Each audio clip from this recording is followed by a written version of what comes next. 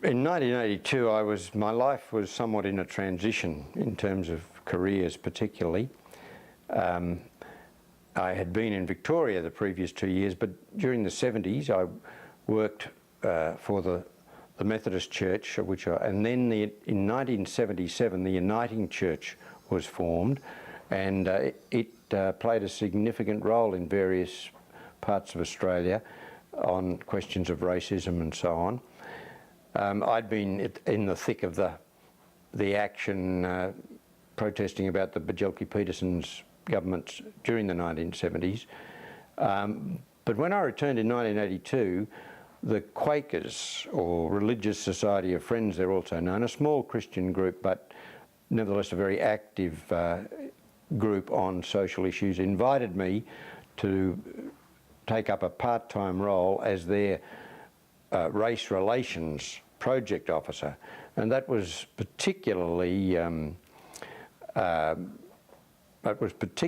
designed to fit in with and support the build-up to the Commonwealth Games and the black protests and the black media campaign, if you like, and the group Concerned Christians, which was formed during the 70s in Queensland, really to give an alternative message about Christianity on the streets than the so-called Christian government that was in power, which paraded sometimes its moral and religious ideas. We tried to give an alternative view and take up social justice issues and democratic rights issues and so on in a particularly open way. Now, the Quakers, the Religious Society of Friends, were an integral group. There were many groups, but they were an integral group to that Concerned Christians group. So I'd worked with these people in the previous years quite a deal. And they became aware that I was back in Brisbane in 1982 and that I was in a transition as far as my career was concerned, and they invited me into this position as the project officer for their race relations project, which, I mean, behind the scenes and up front too in Australian politics at that time were all sorts of issues relating to race. It was also the time of Australia beginning to take an active role against, for example, apartheid in South Africa. So there were these issues, but mainly, of course, the focus for these Quakers was on changing the Queensland situation, particularly what we used to call the Acts.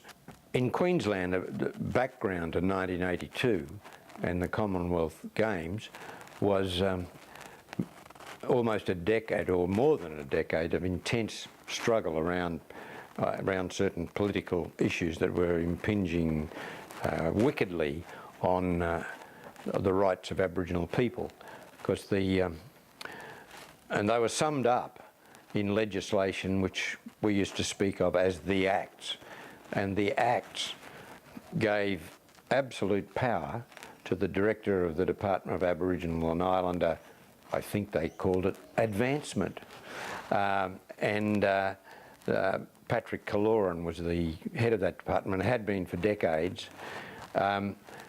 The Acts only applied to Aboriginal people on reserves or missions, some of the missions of course conducted by the church, and but it meant for those people basic rights were removed. They could not leave the reserves without permission. They couldn't get married on the reserves without permission, and so on. A particular angle on this came to a head in the late 1970s when the Queensland government wanted to allow bauxite mining on a more extensive way in Cape York. And in Cape York, in the Cape area, there was what previously had been a Presbyterian church mission and later then a Uniting Church mission at Arakoon.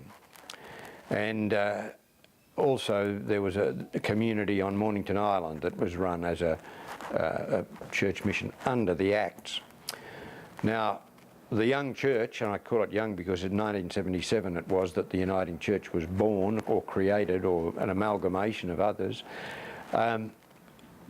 The national leaders of the Uniting Church were particularly incensed, and so was the Queensland moderator, who's a bit like the bishop, particularly incensed at the way Kuril and Dhagun and the government dealt with these two communities. The church was virtually kicked out, and the way was laid open for bauxite mining, perhaps.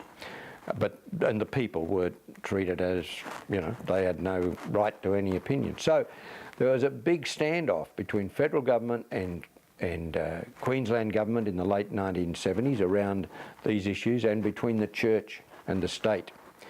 And you see, Queensland's been a pretty conservative place over the years, and the churches have been part of that, fairly conservative. And, you know, the assumption was, well, we do the welfare things, we do the spiritual things, the government does the political things and the social policy. And that was Dhagun-Peterson's philosophy, himself as a publicly avowed Christian, Lutheran Christian. But in the Uniting Church and in the other churches, there was a strong element of people who said, no, our responsibility, our engagement goes beyond just administering welfare and doing the government's bidding. It goes to the heart of what do the people need, what do the people want, what do the people aspire to. Our job is merely to support them in that. And so there were developed quite a rift between church and state in Queensland, particularly initiated by the Uniting Church, but the Catholic bishop and the Anglican bishop, archbishops, were also very much to the fore. And as I've mentioned, this group Concerned Christians was, if you like, the vanguard on the streets. At the 1981 election, as I've recalled, Dhagun-Peterson announced that the Acts were going to be removed. The government was preparing for this big international event to happen in 1982, the Commonwealth Games, and the last thing they wanted was to have a grievance so obvious as the Acts were sitting out there for the whole world to find out about. Queensland's virtually no different from South Africa. There had been this announcement during the election that the Acts were going to be removed. It was kind of like the days in ancient Rome, you might say, where the emperors would put on a big feast or event, throwing Christians to the lions, for example, in the Colosseum. And the phrase we use, of course, about this is bread and circuses. It was a bit like these big events, like that Commonwealth Games, were, in practice, they ended up a diversion and to some extent had a deliberate political tactic behind them to keep the bulk of the population, you know, enjoying themselves and not thinking about what was happening for others. The planning for around the Commonwealth Games was, the action was essentially in the hands, as it should have been, of Murray people and their southern supporters, and the Black Protest Committee, I think it was called, under Ross Watson. So we as white supporters were just that, little more than that, and we were sometimes kept in the dark, and that's okay. That was good. That was a major transition, perhaps, from the early 1970s, when our participation was essential and helpful. Yes, of course, these celebrations and the protests went on for a couple of weeks. It wasn't just a one-off or several days, but of course the big event was on the Tuesday, was it Monday? the 4th of October, I think, when there was action taken out at the Commonwealth Games venue itself, out at Mount Gravatt. I wrote the events of October the 4th in a diary, and I'm so glad, 30 years on, I did. We knew something big was going to happen on that day. We also knew that out at the Commonwealth Games, it was a big day for Australia because Raylene Boyle was going to run the 400 metres, and she was the gold medal chance. So we were all sort of hanging around in Musgrave Park, waiting for instructions from the Black Protest Committee about what would happen.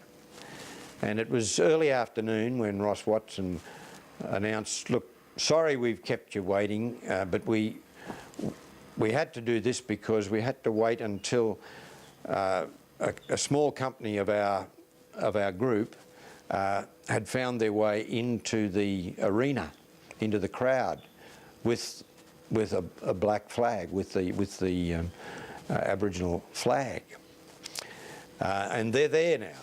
They're in the audience. So now we can invite you all to come out to Mount Gravatt, and we're going to do a march up Kessels Road, and then a peaceful protest outside the Games. We found our way to the stadium up Kessels Road, hundreds of us.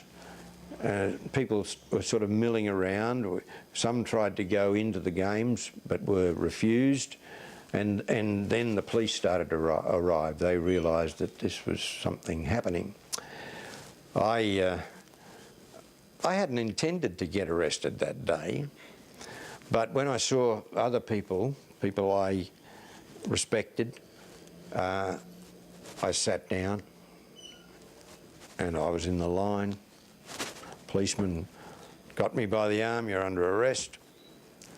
Went over to the paddy wagon, had a mugshot taken, me and the policeman together. I said, what is what is the charge? And he said, well, you're in violation of Section 12 of the Commonwealth Games Act. I said, what's that say? He didn't know. Anyway, I was in the wagon with other people, of course. And it was 10 o'clock that night before hundreds of us were released on bail. And it was great to come out of the watch house and see the Aboriginal flag was flying over the Holland Park courthouse and the watch house. And then we were back in court the next morning and the matter was adjourned. It was a great day. I think Raylene Boyle won the gold medal, but yeah, and it was effective. It was effective, even with the media.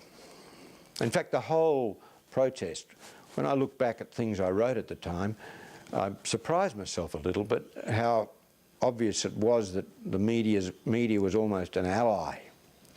Even in the Courier Mail of those days, I think an editorial said, it's understandable that these people want to bring their grievances to international attention this way. So a lot has happened since then, and that was something of a watershed, 81 and 82. And the Commonwealth Games action was strategic and important when you take the longer sweep of history of so-called reform. Not that we're without problems and not that we're without social injustices, but nonetheless a lot has changed in the last 30 years.